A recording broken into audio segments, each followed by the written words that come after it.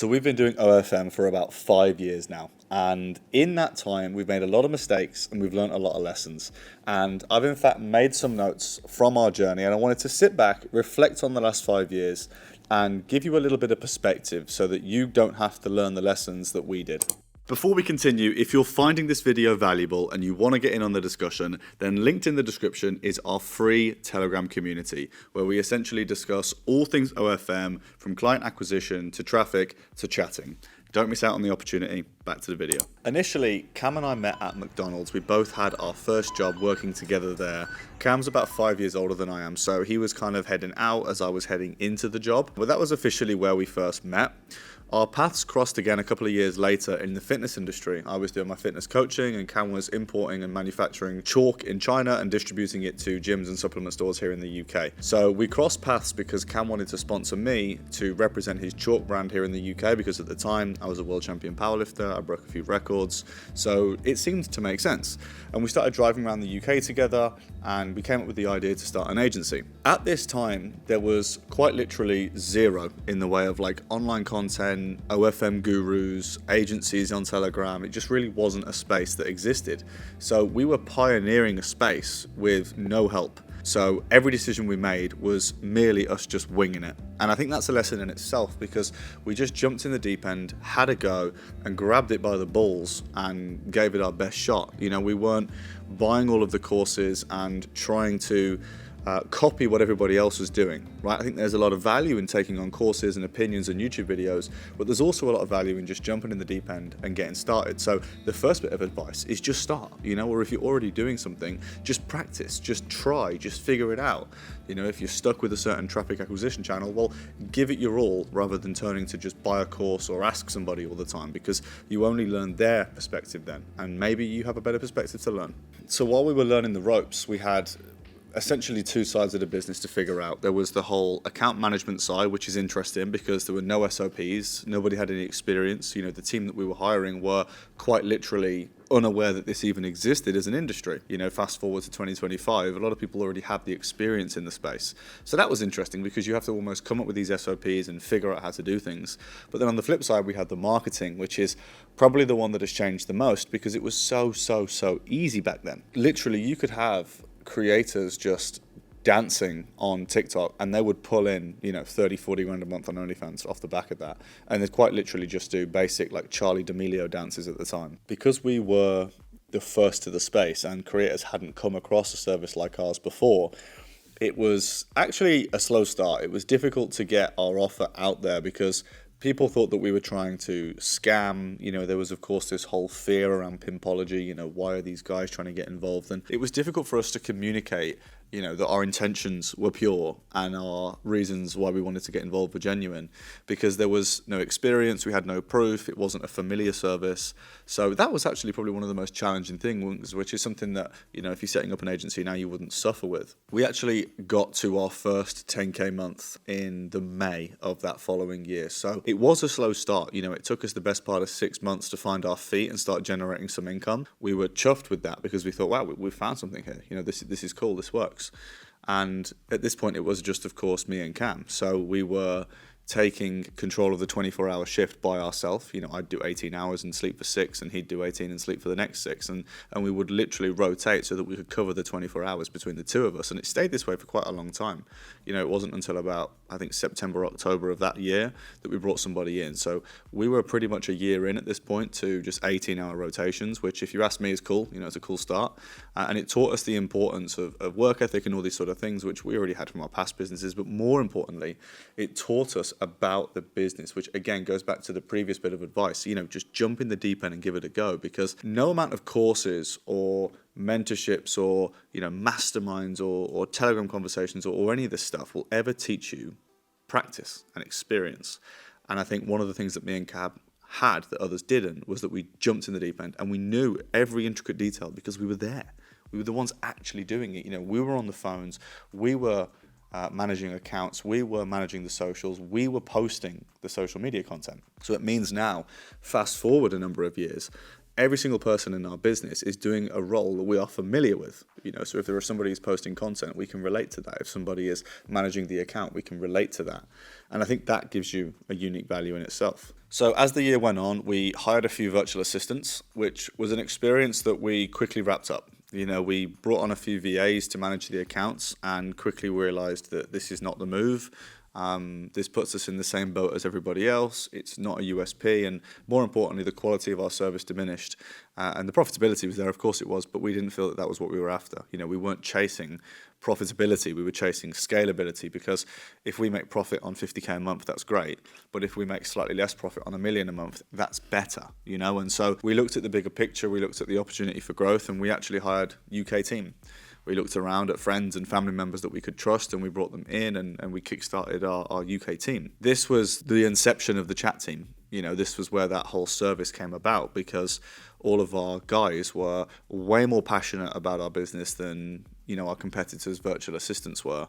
And we were able to fulfill a service that had better language, better quality of language as well, not just better experience with the English language, but actually better quality in general, a higher intelligence and articulation from the team.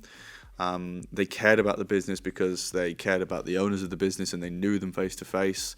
They were sat in the office, so the communication, the handovers, all of these things were just tenfold better than all of our competitors. And that led to us being in such a great spot. We were the best account management team by a complete margin at that point. And that was why all of the familiar faces on YouTube, Nath Aston, Dean Indigo, Dylan OFM, all of these kind of guys that were at that time were producing the most content, they were all using our service, and they all outsourced pretty much their entire agency to us. And pretty much the entire YouTube scene was ran by TDM because we just had the quality of service that nobody else could match. So as you can imagine at this point, the business is going from strength to strength. That 10K became 100K, and by the end of the year, that 100K even became $1 million a month in gross revenue, which it's as stressful as it is exciting, in the sense that there are lots of pressures that you didn't previously have. How do we bank this many funds that we've never done before? It's not easy to suddenly increase the amount of money that goes into your bank. That's something that you must realize, right? Like, banks don't necessarily accept that very well. So there's that. There's the whole, how do we get more team in without diluting the quality of our team? How do we put the systems and processes in place without detracting from what we're actually doing really well, which is just sales call marketing, sales call marketing. We don't want to break off from that to then go and deal with the admin and the processes behind the scenes, but they need to be in place for this to continue. And so you start to get into a bit of a pickle, and this was definitely at the point for us where that happened. But at this time, there were also a lot of personal benefits, right? Like, we were able to retire our parents, we bought a couple of nice cars. So there was a few benefits that made it all worth it. Very interestingly, that was something that I actually think held us back from being able to continue that rate of growth. If we had these systems and processes in place, we probably would have been able to continue to grow at an even faster rate moving forward. Whereas for us, when we did hit that million, it was then stagnant for, half a year, because we didn't have the ability and the foundations to keep growing. So I guess, another bit of advice there would be to have that in place and operate your business like it is already the end goal. If you want the business to do $1 million a month, then set it up like it already does it, because then when you get there, you can keep growing. Whereas we outgrew the systems that we had, we outgrew the number of people that we had, and we even outgrew the physical office that we had. We had this downstairs. In fact, no, it was initially an upstairs at this terraced house. And we ended up outgrowing the room, and we went downstairs and we took out all the living room and that sort of thing, and that became an office. Outgrew that, and we had to go back upstairs. So the little room in the office upstairs that previously was our workspace, that then became the living room when we overtook the downstairs, that became office as well. So we then had no living room. We had office, and then bedrooms up top. And then lo and behold, the bedrooms needed desks because we had more and more people. And eventually we had this 3-floor house that was just office. And it was like, right, we need to get out of here. We need an office. And so we didn't even have the physical premises to operate our business, never mind the internal systems and processes. So at this period, we are crushing it with $1 million a month in revenue, there or thereabouts. It was fluctuating between like maybe 750 and 1.2 mil a month in revenue, gross revenue. This is not our profit at this point, of course, which was great. We were super content with that, but we couldn't seem to grow. And what also didn't help is that we were coming out of the winter at this point. We were in like I don't know exactly, like May or March or April or something like that. And we're starting to come out of those winter months. And for those of you in the space that have either seen our content on the seasonal stuff, which is linked in the description, or in general have experienced it for yourself, we have a firm belief that summer is harder than winter to make money, which, if you think about it, makes sense because the customer base are typically inside in the winter and outside distracted in the summer. And we definitely felt that. The summer hit us hard that month. And in fact, we did come backwards in that summer. But we also use this time to do what we think the summer is now all about, which is networking. We partnered with FanView, we partnered with a couple of other people in the industry, and we put together some really exciting stuff moving into the winter. We signed a bunch of creators, we really fixed up our operations as well, and we did some travel and some networking, which I think is really important. Cam and I and our senior team, we used the summer as a chance to travel and network and do all the kind of fun stuff that you don't want to necessarily get distracted doing in the winter when the business is locked in. So we did all of that, and it was cool. And then the winter started to roll back around. September hit and we moved into this place, the TDM HQ, right? With the place that we are in right now. We are coming to an end here and the new place is coming, but we'll get to that soon. We're furnishing this place, there's whiskey on the go, we're having a bit of a laugh, the team are coming together and we're preparing for the winter. And we were going from strength to strength at this point because the physical premises, again, gave us the chance to get better and better at our internal ops. Those systems and processes that I told you we struggled in at the end of 2022, by September 2023, they were locked and loaded. Teams were together, systems and processes were in place, and we were cooking on gas. So going into that winter, we felt really, really good. At this point, we found our feet with Blackhat marketing as well. We became very competent with dating apps. In fact, we excelled with Tinder, specifically with the API bot and that kind of thing.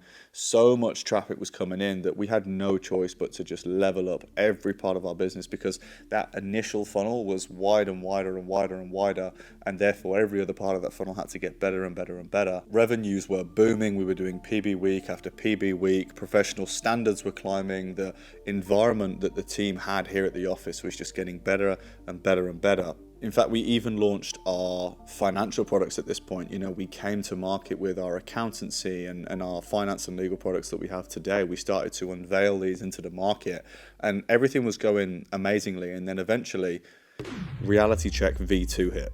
We'd already had the first reality check in the summer where we realized that staff were distracted, creators were distracted, customers were distracted. But then in October, the next reality check hit, which was one of our biggest creators, a creator that was touching, in some cases, $25,000 a day. It was an account that we had on the chatting service. And, we were charging a very solid percentage for this account because we were offering a hell of a lot of value, and it's expensive to run, UK team around the clock, and we were making a lot of money. And this account decided to offboard from the service, for whatever reason, and our revenue halved.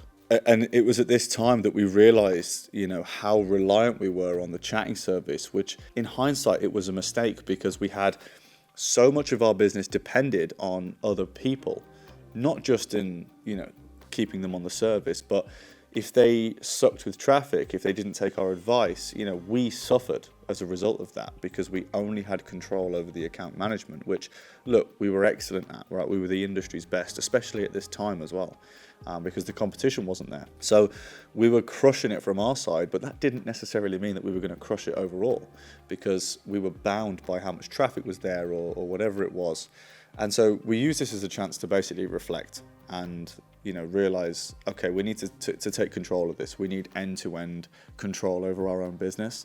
And so we decided to just strip our focus all onto our own creators. And this was the start of TDM as it is today. We hung up our Blackhat boots. We realized the power, the value, the leverage of organic social media content. And we just put foot to floor with brand building. And we took all of the creators that we thought had potential. We went to market. We signed a bunch of creators that we thought had potential. And we just went ham on brand building. We became very niche dominant. We started to look at trans, femboy, specifically dominatrix and muscle. At this time, they were huge for us. We even did some male accounts as well. And we were really in control of our business again. Despite what happened in October, we were at half of our revenue after being, it was such an up and down. September was so high. We were in this office, things were great. October was so low, we lost a big account. All the staff suffered because very commission-based business, TDM. So, the morale was really down at that point, but we came together as a team in October. We grabbed the industry by the balls, and October, the rest of it, November, the whole of it, and December, we just put our life into let's get good at our own internal traffic. And believe it or not, in December, we did it. We hit a PB month, and we were very close to that 2 million a month mark. And it was so amazing to have had such a strong December after such a weak October. And with it being the winter, this positivity continued into January and February. January, we actually surpassed that 2 million a month. February, we maintained it. And then we ran into Reality Check V3. This was our third and probably our biggest pain point of all. We had an account that was at 400,000 a month. It was an account that we'd grown ourselves from literally 1K. This creator joined us at 1K. It was a 50-50 contract. It was a big deal for us, and we lost that creator in February, which sucks because, we'd done all of the hard work there. In a matter of months, we'd taken that account up to 400K in revenue, and then it's just pulled from beneath your feet, which for us, it really sucked. We felt like it was a kick in the teeth because we'd done so well, and as much as it's never truly just you or the agency, it's all about the team and how you work together, you and the creator. And so I definitely don't want to sit here and take it away from the creator and say that it was all us, because it wasn't. Of course it wasn't, but it was a shame because we really put our heart and soul into making sure that account boomed. I think the lesson for us here was that we were too vertically scaled. So at this point we've had ourselves humbled that we were too focused on one denomination of our business in the chat service, gone all in on the creator side, and then been humbled because we were too focused, we were too vertically scaled with just one creator. We had a number of them on the roster, but we focused on a few, right? And this was a big one of ours that we focused on, and we ended up losing this account. And then for us, this was, the kind of real kick in the teeth that we needed to understand how important it is that our business became bulletproof. At this stage, it was like, we can absolutely not be at risk of this kind of problem happening ever again. I think what sucked about losing this particular creator was that we had so many people that relied on us. We had this team, we had hundreds of staff, over 100 staff at this point. And all of those people, their families, they rely on you, right? You put food on those people's families' plates, and that's a big deal. It's a lot of pressure, and pressure that Cam and I haven't ever dealt with before. We've only ever brought staff into an environment where we're growing, and it's like, oh, well, we're going to pay for that easily because we're growing. But then when somebody puts that in jeopardy, when somebody makes you feel like, oh, maybe your business isn't as stable as you think, and a creator takes all of that revenue away from you. Yeah, we were okay. We were still over $1 million a month, but it shows you how fast it can go, because if there were 3 of those, it would have been bankrupt. And so that definitely sucked, and that was the harsh lesson that we learned in Reality Check V3 that helped us to become a little bit more bulletproof. We set our sights on the goal of how can we make sure that nobody can fuck with us, right? Like, how can we make sure that no external threat could ever defeat what we have here, the stability of our business, right? And so we set a rule at this point. No creator should ever take more than 50% of our total gross revenues. If we have a creator that is pushing more revenue than like 10-15% of our total agency revenue, we need to have a think about how sustainable we are as an agency. We need to think about making sure we focus on other creators as well. And that was just an honest lesson that we had to learn, because we have a lot of pressure and responsibility. Despite all of that negativity and pressure, we were actually becoming, behind the scenes, incredibly good at socials. And of course, Cam and I, we never conveyed how we felt, the pressure that we felt at that time, the stress about, the whole what if, right? That was never conveyed to the team. If you ask any of the team members, they probably wouldn't have even known that we felt that way. And I think that was a reflection of how important it is to be seen as a stoic leader, which I suppose is a lesson in itself. The importance of not showing your emotions and seen to be vulnerable by your team in a time of stress. We found that was really important. And so behind the scenes, we were dealing with a little bit, but the team weren't. The team were cracking on. The team were growing accounts. The team were becoming excellent at social media. And by mid-May, we were back at record figures. And in fact, going into June, we touched our new PB and we hit $3 million gross, which in June was in itself, such an amazing feeling, because June is such a difficult time. You're starting to break into the summer there. June is still a time where you can do well, but July and August suck. And unfortunately, we felt that again. So despite doing well in June, maybe we thought we were going to beat the summer curse. We didn't. July and August absolutely sucked, as it always does. But again, look, we repurposed the time. I was over in Prague speaking at TES, doing OnlyFans Q&A conferences that you guys will have seen on the channel. We were spending time growing the Telegram group, which is linked in the description. We were spending time doing things that we felt would give us a little bit more leverage, a little bit more opportunity in the winter, so that when we roll back around, we kill it even more. And to no surprise, we did. You know, what we actually identified in August of this year as well was that we were very horizontally scaled. So we took this whole scarcity around being vertically scaled and we went right down to the other side. And I was signing basically any creator that I thought had any scratch of potential. We had, nearly 200 creators on the roster. And I remember Chad basically saying, we're signing trash. And he was not happy about it because we were spread so thin that it became really difficult to actually give the creators what they deserve. We slipped into this habit of just taking on a creator that didn't have the potential or wasn't open-minded to, where they could be in the space. And really that's our fault. We let the creators down there because they deserve an agency that give them their all, and we weren't giving them that because we had too many creators on the roster. And Chad helped me realize that. I was blinded by the need to bring on more and more and more and more. I ended up bringing on creators that didn't have the potential. We got into this pickle. Chad kicked me into line, and I think that was the moment where we felt the sweet spot. In August, late August to September, we did a sweep. We said to all the creators that we didn't feel have the potential, it's time to move on. We don't think that we can add the value. And we gave them a lot of support and helped them get into the right places, and then really focused on those that we thought had the most potential. And on reflection, I do look back at that moment and think, I'm very grateful for Chad being so honest, because as a leader, it's sometimes hard to see your imperfections. And I think that's the importance of having a good team around you. Chad and Gunnar and some of the guys, they would sort of sit there in the management meetings and say, we're dealing with a lot here and we don't necessarily have full conviction. And I think sometimes that was good for me to hear. September, we did really well. October, we broke a record and did 4 million. Continued to grow really, really, really well. We started to really find our groove. We had a perfect balance of lots of good creators, which I felt like as an agency was the first time we ever had that, right? We've had lots of creators before and we've had good creators before, but this was the first time that we had lots of good creators. And I felt that that was a really unique position for us. Hence going from 4 million in October to 5 million in December. That gave us a lot of industry leverage as well, because we were able to pick up a lot of referral creators from that, which again helped going into the new year, help revenues continue to push past 5 mil. And moving into that new year, we knew that TDM was destined to be more than just an OnlyFans agency. And so we authorized the build of the new TDM HQ, which was such a big deal for us, because it's one thing moving out of the house that we were in into somewhere like this. It's a few thousand square foot. It's cool. It's ultra modern. It's great. We've got different departments dotted around.